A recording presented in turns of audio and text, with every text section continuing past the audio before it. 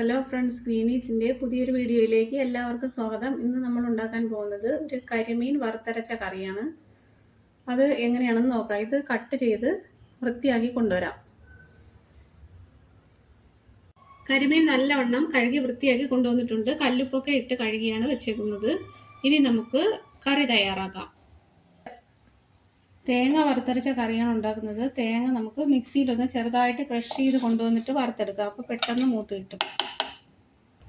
തേങ്ങ ക്രഷ് ചെയ്ത് കൊണ്ടുവന്നിട്ടുണ്ട്. ഇനി നമുക്ക് വറുത്തെടുക്കാം. ചട്ടി വച്ചു കൊടുത്തിട്ടുണ്ട്. ഇനി നമുക്ക് തേങ്ങ തട്ടിയിട്ട് വറുത്തെടുക്കാം.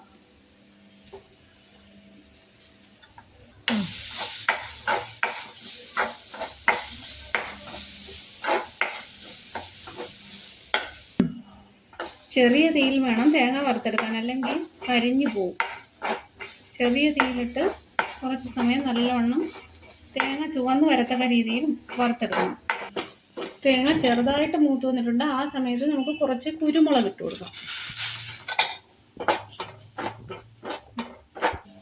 കുറച്ച് ഉള്ളിയും 2-3 അല്ലി വെളുത്തുള്ളിയും വട്ടത്തിന് അരിഞ്ഞു വെച്ചിട്ടുണ്ട്. അതും കൂടി ചേർത്ത് കൊടുക്കാം.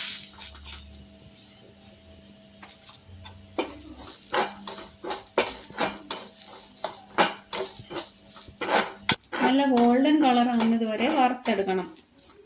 ഈ സമയത്ത് നമുക്ക് ഒരു ചെറിയ ഉണ്ട പുളിയും കൂടി ഇട്ട് കൊടുക്കാം.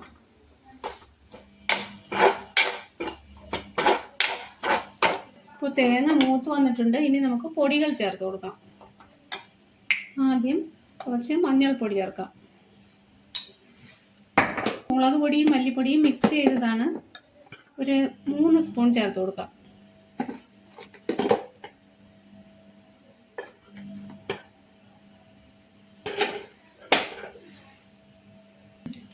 കുറച്ച് ഉലുവാപ്പൊടിയും കൂടി ഇട്ട് കൊടുക്കാം. എന്നിട്ട് ചെറിയ തീയിൽ കുറച്ച് നേരം അതും കൂടി മൂത്ത് വരണം.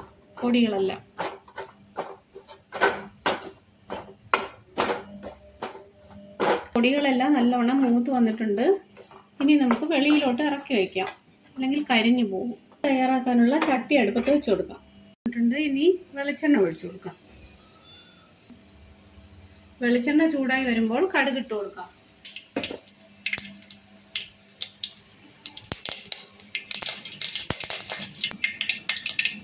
കുറച്ച് ഉള്ളി കട്ട് ചെയ്ത് ചേർത്ത് കൊടുക്കാം. കുറച്ച് കറിവേപ്പിലയും കൂടി ചേർത്ത് കൊടുക്കാം.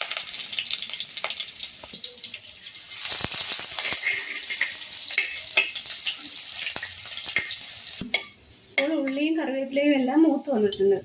ഇനി നമുക്ക് ചെറുതായിട്ട് മുറിച്ച ഉള്ളി ചേർത്ത് കൊടുക്കാം.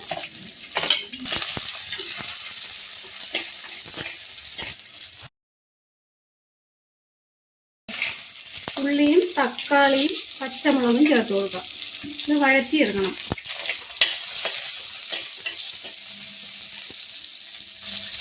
കറിക്ക് ആവശ്യമായിട്ടുള്ള ഉപ്പും കൂടി ചേർത്ത് കൊടുക്കാം. ഇവിടെ നേരത്തെ വറുത്ത് വെച്ചിരിക്കുന്ന മിക്സിയിൽ അടിച്ചുകൊണ്ട് വരാം.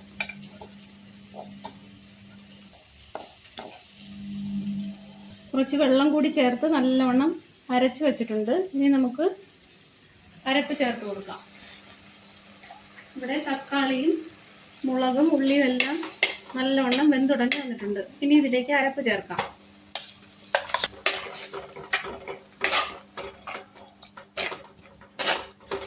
ഈ അരപ്പും കൂടി കുറച്ച് സമയം അടുപ്പിൽ ചൂടാവണം. കുറച്ച് വഴറ്റിയെടുക്കണം. എന്നിട്ട് വെള്ളം ചേർത്ത് കൊടുക്കാം. അടിച്ചെടുത്ത മിക്സിയിൽ തന്നെ വെള്ളം ചേർത്ത് അരപ്പാക്കി ഒഴിക്കാം.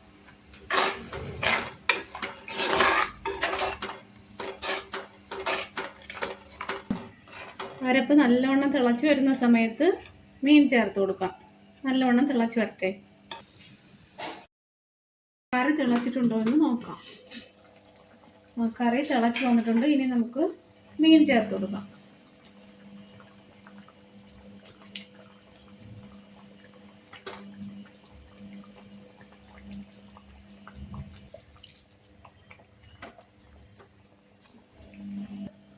ഇനി നമുക്ക് ചുറ്റിച്ച് കൊടുക്കണം.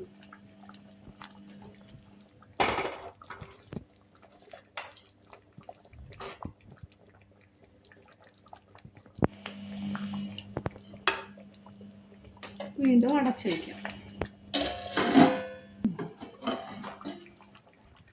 തിളച്ച് വരുന്നുണ്ട്. ഇപ്പോൾ ഈ സമയത്ത് നമുക്ക് കുറച്ച് ഉപ്പും കൂടി ഇട്ട് കൊടുക്കാം. കറിക്ക് ആവശ്യമായിട്ടുള്ള. നേരത്തെ കുറച്ച് ചേർത്തിരുന്നു, ആവശ്യത്തിന് ചേർത്താൽ മതി. വീണ്ടും ചുറ്റിച്ചു കൊടുക്കാം.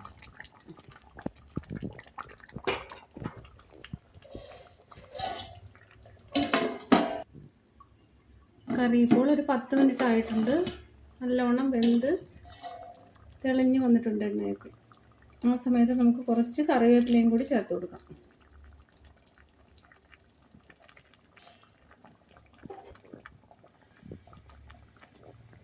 ഇഷ്ടപ്പെട്ടാൽ ലൈക്ക് ചെയ്യണം, ഷെയർ ചെയ്യണം, സബ്സ്ക്രൈബ് ചെയ്യണം. നല്ല അടിപൊളിയായിട്ടുള്ള കരിമീൻ കറി ഇവിടെ നല്ലവണ്ണം റെഡിയായി വന്നിട്ടുണ്ട്. എല്ലാവരും ഉണ്ടാക്കി നോക്കണം. Thank you.